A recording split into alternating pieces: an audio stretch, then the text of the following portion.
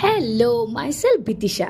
দিনটা রবিবার, সানডে মানেই তো একটু দেরিতে ঘুম থেকে ওঠা, তারপর সারাটা দিন ছুটি, তাই নিজের মতো করে সময় কাটানো। ঘুম থেকে উঠে ছাদ থেকে ঘুরে এসেই আগেই ফ্রেশ হয়ে উষ্ণ গরম জলটা নিয়ে নিলাম। সেই গরম জলটা খেয়েই ভাবছি কী সারাদিনে করা যায়, কারণ ও বাড়িতে যাওয়ার আছে। তাই ও বাড়িতে গিয়ে ব্রেকফাস্টটা করলাম। ব্রেকফাস্টে খেয়েছিলাম আজকে ডিম টোস্ট।